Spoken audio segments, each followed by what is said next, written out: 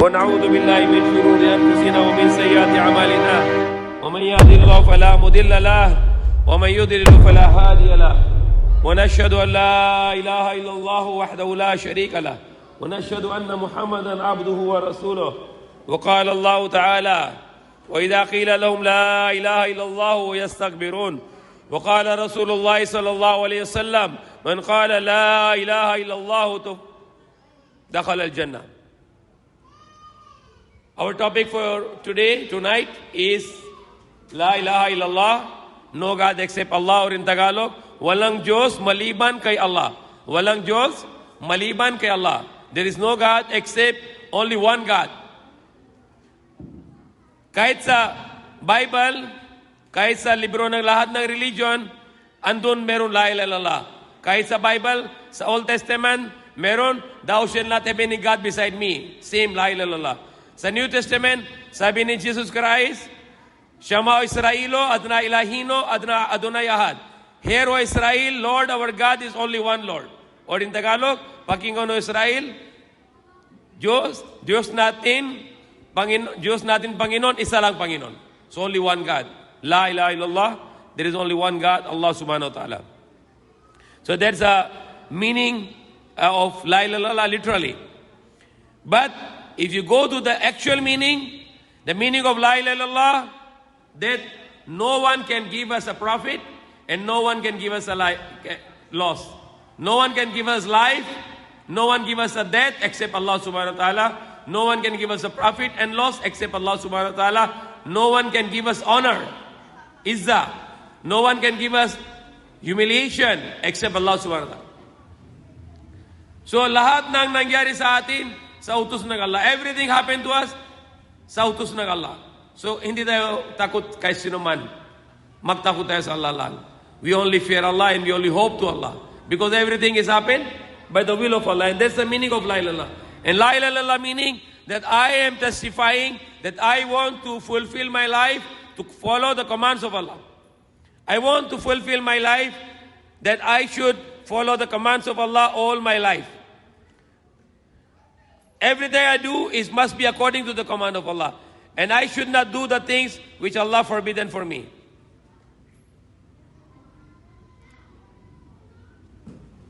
Is the meaning of La ilaha illallah that you can do anything in your life and you don't believe that Allah only can give you the loss and Allah can only give you the profit. Only Allah can give you the life and only Allah can give you the death. And only Allah can give you the honor and only Allah can give you the dishonor, then you are not believing in Allah. So meaning of La ilaha illallah is that you believe firmly that nothing happened to me except by the will of Allah. If there is no will of Allah, can't do anything. Example, if millions of people, if you believe an army of millions of people and they are coming to you to destroy you, but you believe in Allah that if Allah wants me to be destroyed, that this army can do something to me. And if Allah wants to protect me, even this army of millions of people can do nothing to me. That's meaning of La ilaha illallah. If someone comes to you, a robber, yung magnanakaw, a bad person, a criminal, he comes to you, and he put in the gun in your head, and he will tell to you that you say bad words to Allah. What you will do now? You will say bad word to Allah? You give up your faith? You give up your iman? Or you believe that this person is holding your life now? If you believe that Allah is holding your life, you will not fear Him. Even if He put the gun on your head, you won't fear Him. Because you know Allah can decide when you die. No one else can decide when you die. Same thing happened to Prophet Muhammad sallallahu alaihi wasallam. A man came to Prophet Muhammad sallallahu alaihi wasallam, and the Prophet Muhammad sallallahu alaihi wasallam, he was hung his sword in the tree, and he was resting under the tree. A disbeliever came to Prophet Muhammad sallallahu alaihi wasallam. He got his sword, and he challenged to Prophet Muhammad to wake up. When Prophet Muhammad sallallahu alaihi wasallam saw that this man is holding his sword, and then he's telling to Prophet Muhammad sallallahu alaihi wasallam that who can save me who can save you from me? This disbeliever is saying to Prophet Muhammad sallallahu alaihi wasallam, holding his sword. And sabi niya, who can save you from me? And the Prophet ﷺ is not afraid at all. Hindi siya takot. Dahil he believes that Allah can give me the death and only Allah can give me the life. This person can do nothing if there is no will of Allah. And if Allah decided that this person, through that person I'm going to die, then no one can save you. So Prophet ﷺ is not afraid, hindi siya takot. Sabi niya, he asked, who can save you from me? Prophet Muhammad ﷺ said, Allah. Allah can save me from you. So what happened now? When this man was holding the sword of the Prophet Muhammad ﷺ and telling him, who can save you from me? And the Prophet Muhammad ﷺ said, Allah. So what happened? His hand is shaking, trembling his hands. And when his hand is shaking, the sword fell down. So Prophet ﷺ took the sword and held the sword. And he told to the disbeliever, who can save you from me now? And the disbeliever said, nobody, no one. And the Prophet ﷺ returned the sword and he said, I forgive you for Allah. So this disbeliever, he became Muslim. He said, La ilaha illallah wa anna Muhammad Rasulullah. I testify there is no God except Allah and you are the messenger of Allah. Because of his character. When the Prophet ﷺ has the power to punish that disbeliever, he forgave him. And that person, he became a believer after that. So we believe in Allah. We trust upon Allah.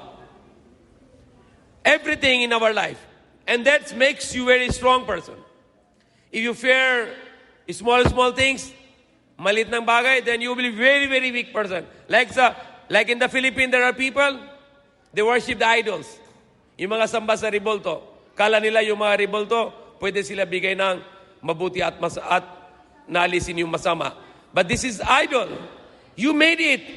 Kayo na yung ginagawa ng mga Ribolto, tapos kala ninyo ito pwede tulong? Gawa lang, bibili lang. Kung papunta sa Baklaran, if you go to the Baklaran, pwede ka bibili ng Diyos. Magkano? 50 pesos. Yung Ribolto, 50 pesos. Pero 100. Sabi nila kung gusto mo malaking Diyos, 1,000.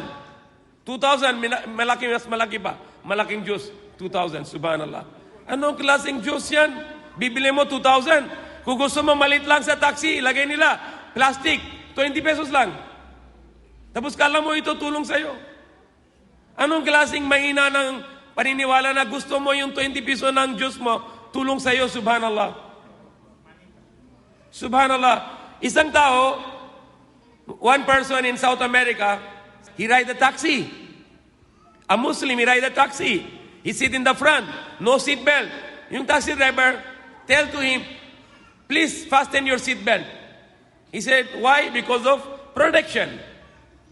And then he has idol in the front, idol ng Ribolto ni Jesus Christ. He has idol. Sabi ng Muslim, ito walang seat belt? This one no seat belt? He said, no, this one no problem, meron glue. May maitiban na. Subhanallah. Yung Diyos mo, lagyan mo maitiban para hindi siya laglag, tapos kala mo, tulong sa'yo. Anong klaseng Diyos mo na lagyan mo ito, tapos tulong mo? Tulong niya sa'yo. Yung sa lahar sa Pampanga, lahat ng tagas, pati yung Ribolto, buhat nila. Subhanallah. Sabi mo, bakit yung tulong, hindi tulong Diyos mo? Ikaw, tulong sa Diyos mo. Buhat mo pa para hindi sa lubog sa lahar. So we believe in Allah subhanahu wa ta'ala. He's powerful God. He holds your profit and He holds your loss. You need to believe in Allah, that He is a powerful God. Everything is controlled by Him. You don't need to fear. The people here, they have so much fear. If you walis, they said you get poor. Subhanallah. Bakit maging mahirap kung walis lang?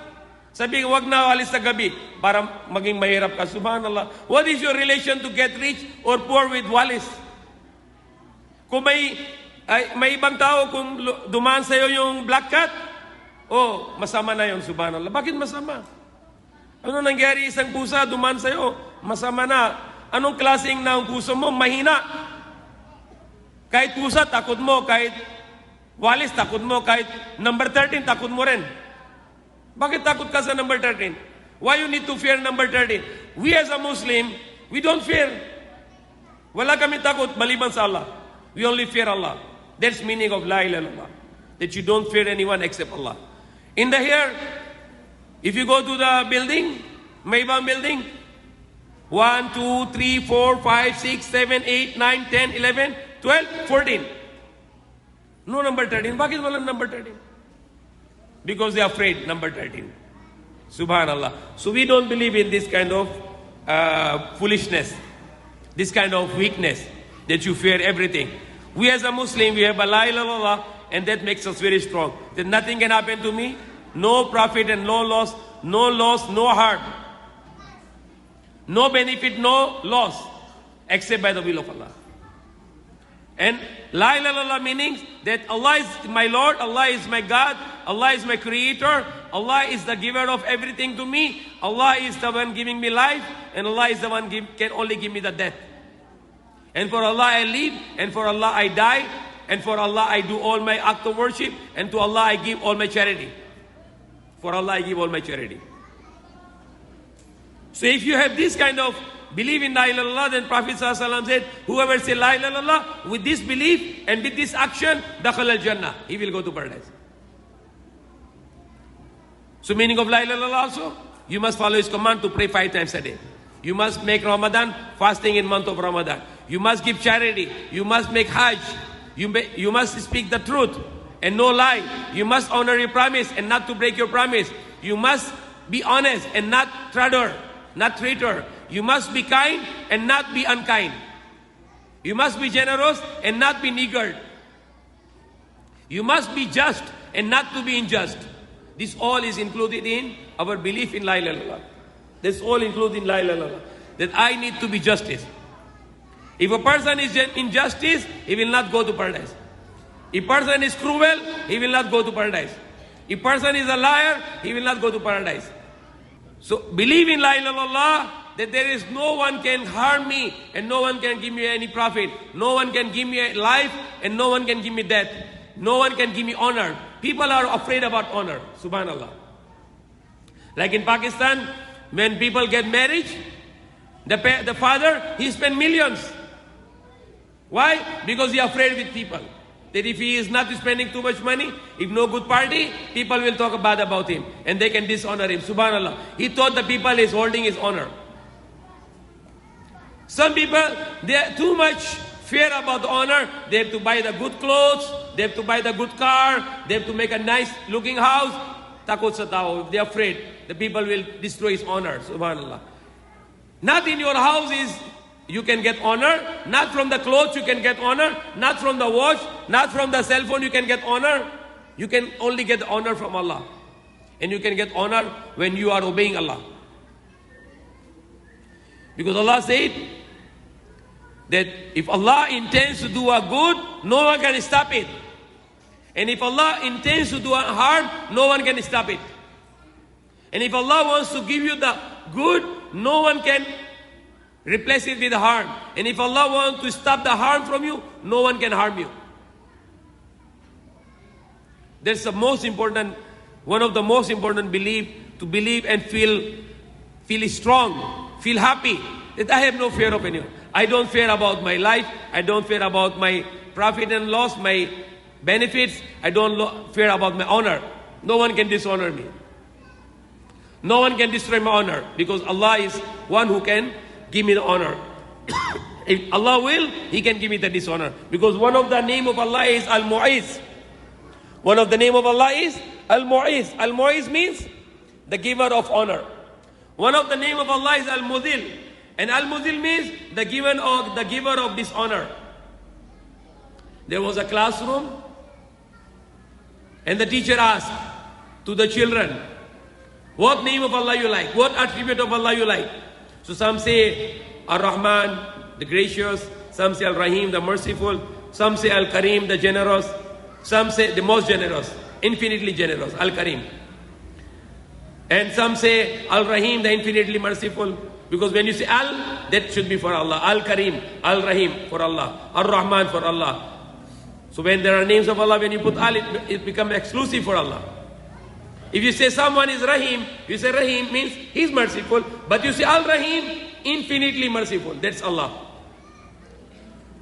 So the teacher asked to the one student, what name you like? What name of Allah, what attribute of Allah you like? The student say to the teacher, I like the name of Allah, Al-Mumit. Al-Mumit. And what's the meaning of Al-Mumit? The only one who can give you the death. Al-Mumit, sino yung bigay ng kamatayan? Sino yung bigay ng kamatayan? Allah subhanahu wa ta'ala. So he said he liked the most, attribute he liked the most is Al-Mumit. And the teacher asked to the student, why you like Al-Mumit the most? Why you like this attribute? And the student said, because this attribute of Allah, that Allah can only give me the death, it makes me very strong.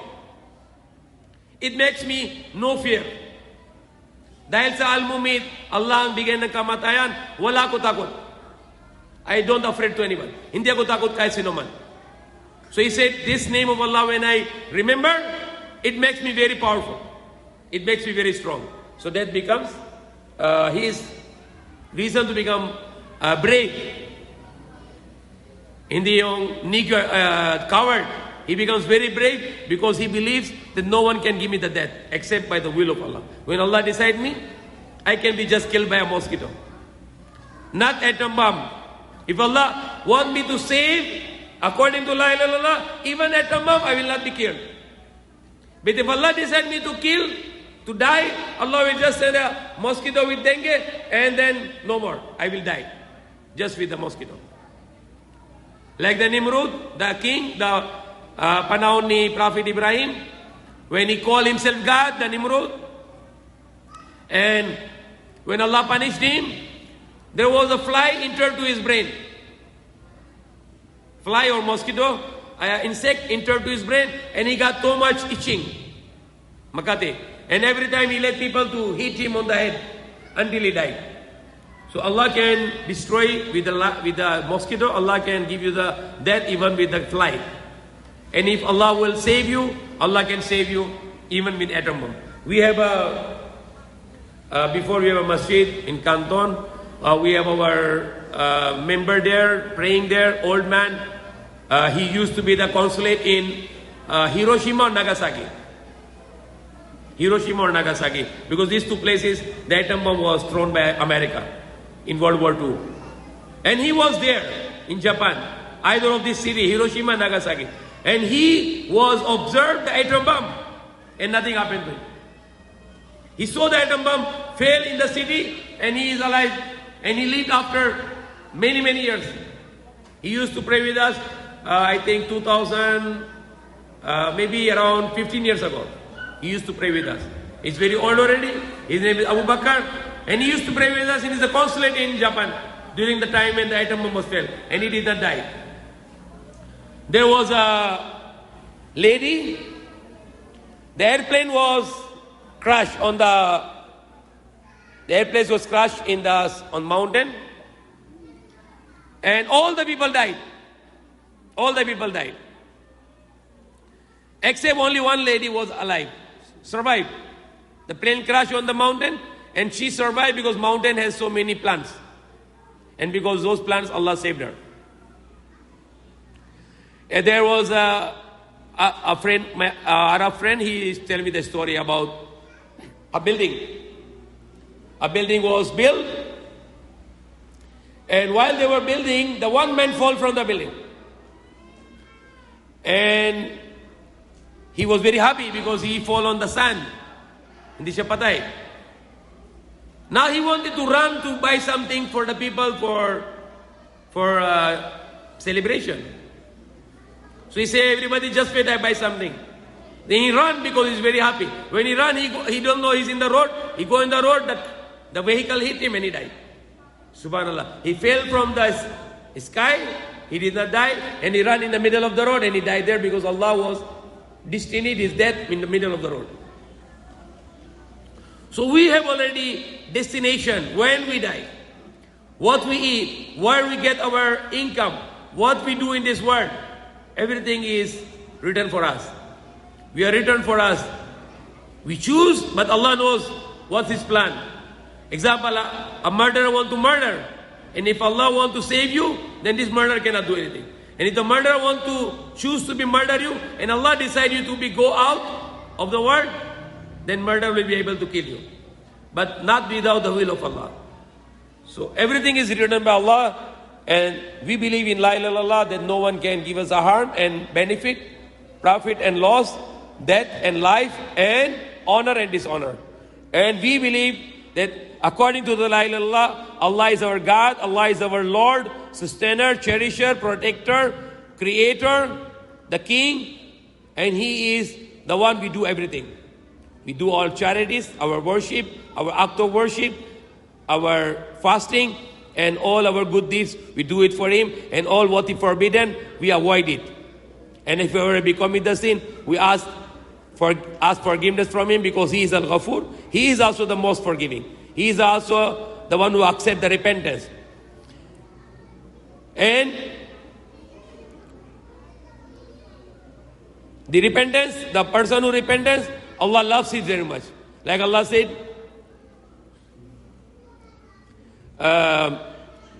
like there was a man, he see the Quran, and he sees so many good things there. Allah loves those who are clean. Allah loves those who are praying. Allah loves those who are remembering Allah. Allah loves those who are etc. etc. And this person is full of sin, and he cannot find something for him. Then finally, he finds something for him. What did he find for him? Allah loves those who are repenting. Allah loves those who are repenting. So if you repent to Allah, Allah will love you also. If you say, Allah, I come back to you, I change my life, I want to obey you and I don't want to disobey you, and I am repenting, I am changing my life by your will, but for your sake, then Allah still loves you. So for the one who asks forgiveness, the one who repent, Allah loves them also. Yes. Yung mga non-Muslim, pwede ba sila nabigyan ng translate Quran? Oh, walang problem dahil sabi na Allah sa Quran, Ya ayyuhan nas. Ano ibig sabihin? Allah is magsalita siya sa lahat ng tao. So, syempre, Quran para sa tao din. Dahil mayroon sa Quran, Ya ayyuhan nas. So, yung Quran, hindi lang sa Muslim, para sa lahat ng tao. Yung marami ng non-Muslim, may mga Arab, non-Muslim din. So, anong bigay mo? Translation or Arabic? Arabic, syempre, kahit hindi Muslim, bigay mo Arabic, Quran, or kahit translation ng Quran, walang problem. Dahil Quran, para sa lahat, dahil meron sa Quran, Ya ayyuhan nas, O mankind. So, Allah is talking to the magsalita sa lahat ng tao. So, yung Quran para sa lahat ng tao. Sa Islam po, bakit po yung Muslim na lalaki na Muslim na babae, pag mayroon silang asawa tapos nagkaroon sila ng sina, bakit po story to death, bakit po mamatayin? Okay. That's the issue is need to research about. Okay? Because the Quran, sabi yung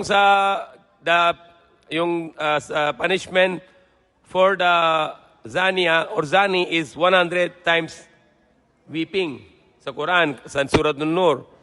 And if it is a slave woman or the slave man, kalati. Kalati yung porosa, 50 lashes. But if it is committed by any member of family of the Prophet, then double punishment, 200 lashes. But of course, all the family of the Prophet is mabait. Wala sila na ganung tao. So there is research about most of the Muslims, they say that it's stoned to death. But some scholars say they need to research about it. But even though a husband or a wife will commit this, it's a heinous crime. It's really heinous crime. Siyempre, if the wife will do, husband want really to be killed that woman, and if the husband is doing that, wife is really wanted this person should be killed, because it's a cheating, it's a very big sin. And it's a really punishment, it seems like capital punishment. But they still need to research about this punishment issue, because there are some things really need to research about. In the Quran, it's not mentioned about stoning. It's mentioned, Quran is 100 lashes. But in the Quran, not mentioned about it at all. But in the Hadith mentioned, So it needs to just to make more research about it. Okay, inshallah. Sir, Yeah. how about lying, sir? Is it big sin? Lying, sabi ni Prophet Muhammad SAW, sino yung liar, hindi pwede siya pananampalataya. Liar cannot be a believer. So, yung pangitao laging liar, parang munafik siya. So, yung intentionally lying, it's a very bad, very, very big sin. Not a small sin, malaking kasalanan. Because I don't want to give this man, for example, food. I don't want to give this man a food. There's any food left, and I will say no more. But there's Lie. Don't do it again next time. Wag ka sabihin ulit. Maging sinungaling na. Meron food, then sabi mo walang food. but he already take already, sir. But you tell her you get already no more na. But don't say no more food. Say na you don't get any more because you have already. But don't say no more food because maging lie. So you ask Allah to make sorry. Ask Allah forgiveness. Okay? Never tell a lie. Yes. Sino man ang bumigkas ng la ilaha illallah, pasok sa paraíso. Yes. Sino mang? With understanding. Hindi yung la patapos yung sa puso wala. Yung paniniwala mo na lahat na nangyari para sa utos ng Allah. No one can give me profit, no one can give me loss, no one can give me honor, no one can give me dishonor, no one can give me life, and no one can give me death, and I do everything for her. A person, kahit umaga, hindi dasal. Diretso business. So yung juice niya business, di ba? Yung pera, yung business, yung juice niya. Umaga, hindi na magsala. Diretso business. Ay, sino mag-juice niya na yun? Pera. So kahit sabi la ilaha illallah, ayaw niya dasal. So useless yung la ilaha illallah, di ba? Sabihin siya, kung bumigkas ka ng la ilaha illallah, kailangan gawin mo yung mga ginagawa sa iyo. Oh. Sunod mo yung la ilaha illallah. Because la ilaha illallah is parang promise. Parang pangako sa Allah na I will follow your commands. Siyempre, may hindi perfect. So make Allah ask forgiveness. But nobody can be perfect. But yung isang tao, sabi la ilaha illallah, ayaw niya dasal, ayaw niya fasting, ayaw niya lahat. So sabi la ilaha illallah. So hindi pwede yung puro salita lang. Kailangan maggawa. Oh, okay. Sa puso. Sa puso, sa dila at sa gawa. Okay. Yeah. Yes. Very, very big sin. Next time, don't lie. Ask Allah, say astaghfirullah. Allah forgive me. Okay, inshallah. Yeah. Wa alaikum salam. About la ilaha illallah. According to the non-Muslim, to their understanding, pwede raw po ba na no God except to the begotten Son of God? According to their understanding. Because when you say La ilaha illallah, so Allah is the name of only one person. But when you say the begotten Son, so there is Father and Son, the two already. But we are talking only one, Allah. Okay? When you talk Allah, only one God. Meaning of Allah is only one God itself. Sabihin ng Allah, only one God. Okay? There's a meaning of Allah. Only one God. Kasi sa ano po nila, according sa understanding, pag nagbabasa daw po sila ng mga babasahin ng Islamic na la ilaha illallah, ang iniisip po nila, yung God pa rin po nila. No. because the Christians are, Catholics are brainwashed. Brainwashed, okay. Paano yung brainwash? Kung sa school, meron teacher na mathematics at meron teacher yung pare. Okay? So, dalawang teacher. Kung pasok yung teacher ng mathematics, sabi niya sa student, 1, okay, ito, sandali. Sabihin mo, 1 plus 1 ilan? 2 plus 1. Okay. So, turo ng mathematics teacher, 1 plus 1 plus 1? 3. Okay. Diyos Ama, Diyos Anak, Diyos Holy Spirit ilan? Tatlong Diyos. Sabi ng Katolik yung pare, isa lang Diyos. Paano isa lang Diyos? Diyos Ama, Diyos Anak, Diyos Holy Spirit ilan yan? Tatlo. So ito brainwash. Okay? Siyempre, very clear yan. Lahat ng pare sabi, isa lang Diyos. Tapos, Diyos Ama, Diyos Anak, Diyos Espiritu. Ilan yun? Tatlo. Parang abnormal na. Oh, abnormal na yun. Kung sabi ng isang tao, 1 plus 1 plus 1 is only 1, ano gagawin mo? Saan dadalhin mo? Saan dalhin mo yung tao na yun? Sabi 1 plus 1 plus 1 is 1 only. Sandali mo tao na yun. Mental hospital. Dahil mental na yun, 1 plus 1 plus 1 is 3. So Diyos Ama, Diyos Anak, Diyos Espiritu Santo, ilan yun? Tatlo na. Bakit sabi mo isa lang? So mali yung aral, tapos brainwash na. Malit pa yung bata, brainwash. But kung if you challenge your mind, you will go out from Christian. You will become Muslim. Because dahil maliwanag. Lahat ng buong Biblia, sabi isa lang Diyos. But yung turo ng church, Diyos Ama, Diyos Anak, Diyos Espiritu Santo, sabi ito isa lang. Paano isa lang? Tatlo na yun. Kahit Ama, Anak, dalawa na, tapos manager, tatlo na. so yung Holy Spirit ay isang anghel lang. Likha ng Diyos. Si Anak, hindi anak ng Diyos. Siya ang anak ni Maria. Propeta lang. Tao. Likha ng Allah. Yung Ama, hindi siya Ama, siyang Allah. Siya isa lang Diyos. So tanggalin mo yung dalawa. Hindi na Diyos ito, dalawa.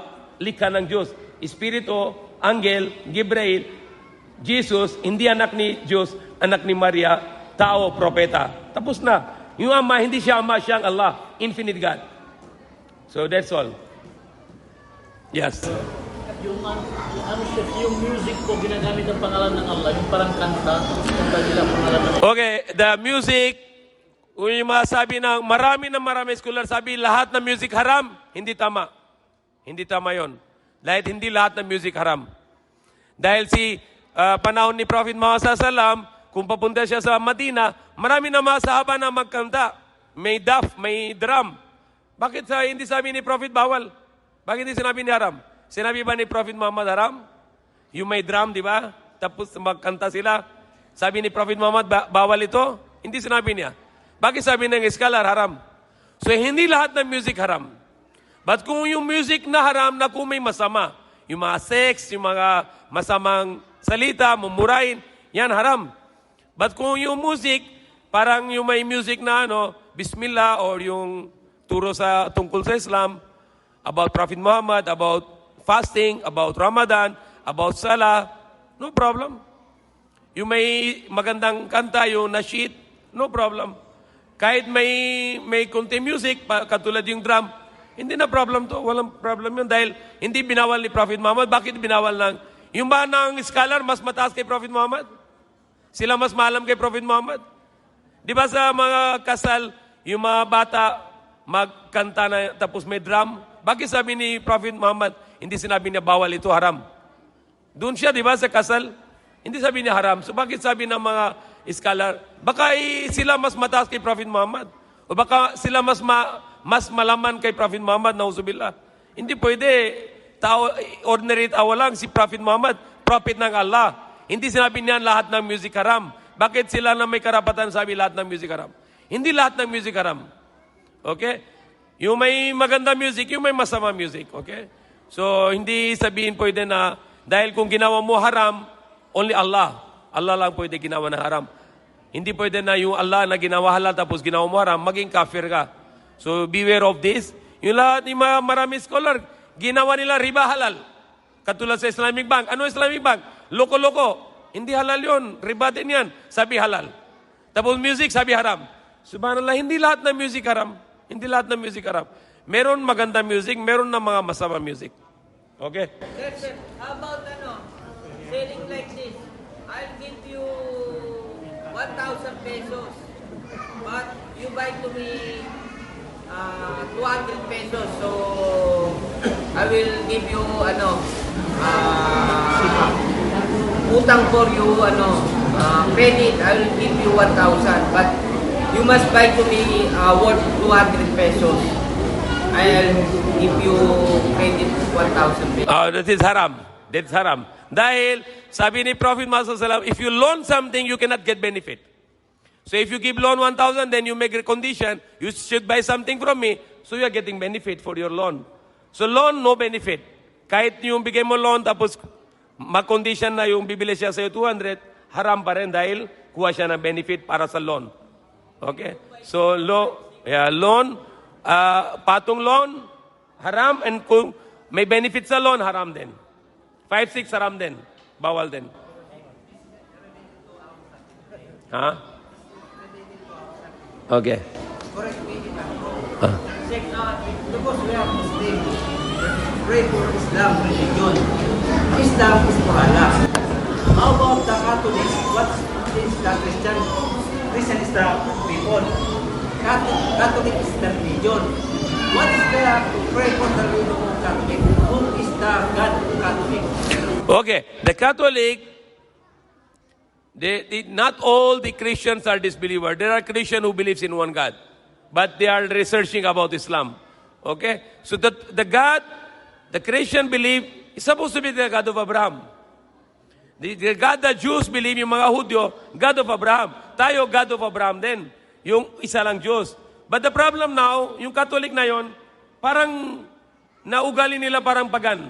Parang pagano. Dahil kahit yung ama, yung Diyos ama, dapat hindi sinabi ama, but tapos ginawa nila picture ng isang matanda, may tungkod, tapos upo sa upuan. So parang ginawa ng image ng Diyos.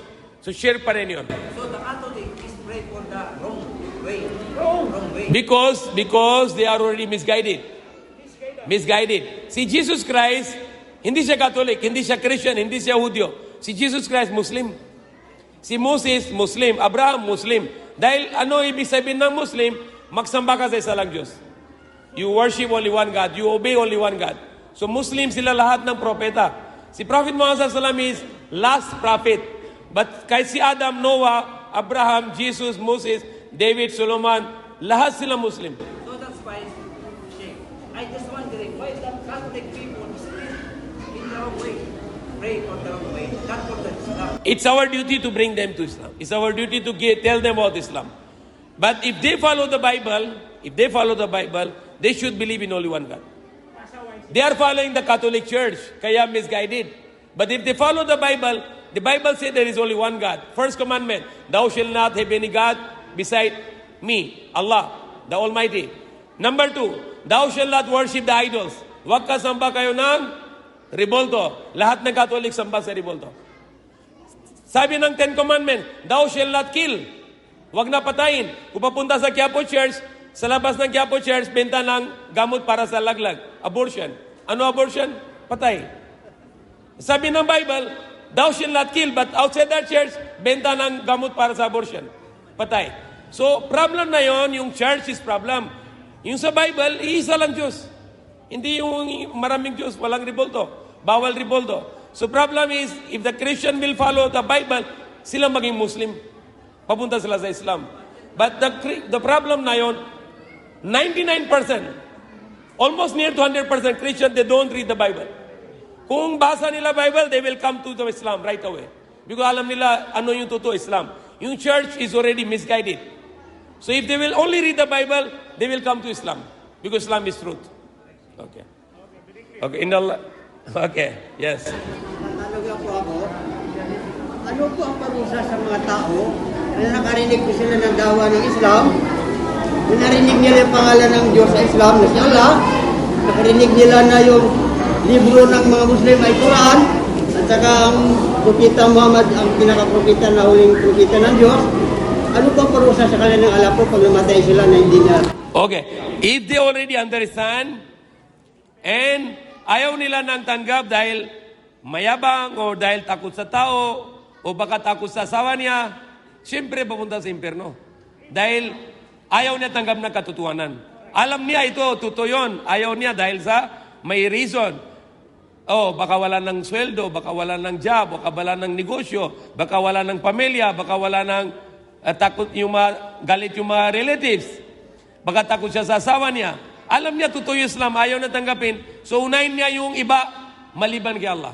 Dapat unahin niya Allah, yung tagapaglikha. Sino yung likha niya, dapat unahin niya sa kanya. So, yung kung ayaw niya na unahin Allah, siyempre, may kailangan siya parusa niya. Okay? Subhanallah, malaikatus. Okay. Sir, alam ko ba sa mga Muslim na hindi halimbawa sa mahirap pong discrimination po, mahirap tanggapin yung mga Muslim. So, alam ko ba sa atin hindi natin ilagay yung ating belief pag nag-a-apply ng trabaho sa... No, I don't think so. No. Don't do it. Wag na.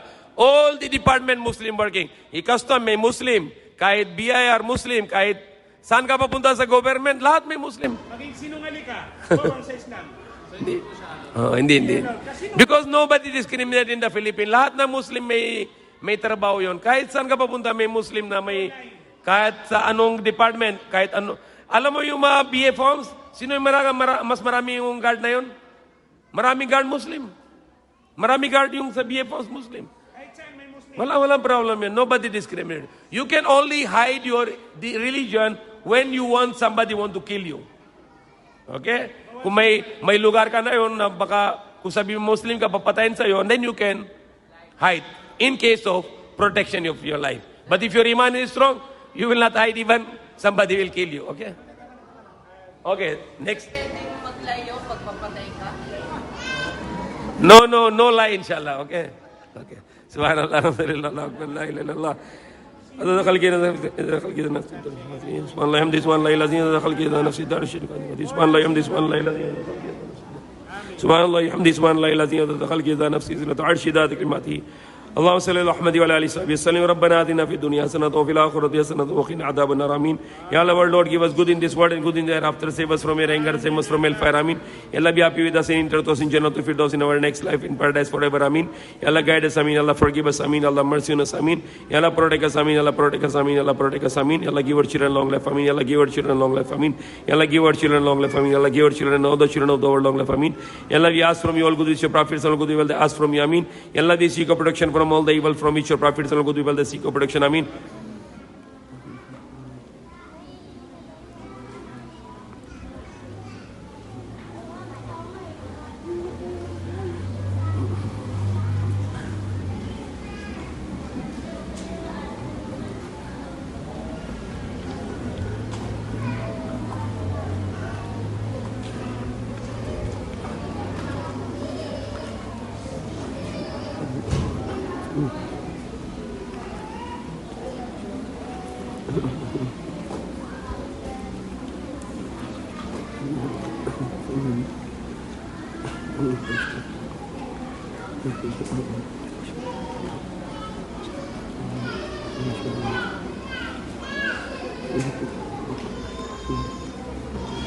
Allah accept all dua she ask and she not ask. Amin. اللهم صل على محمد وعلى اله وصحبه وسلم ربنا تقبل منا انك انت السميع العليم وتب علينا وعلى انك انت التواب الرحيم سبحان ربك رب العزه عما يصفون وسلام على المرسلين الحمد لله رب العالمين.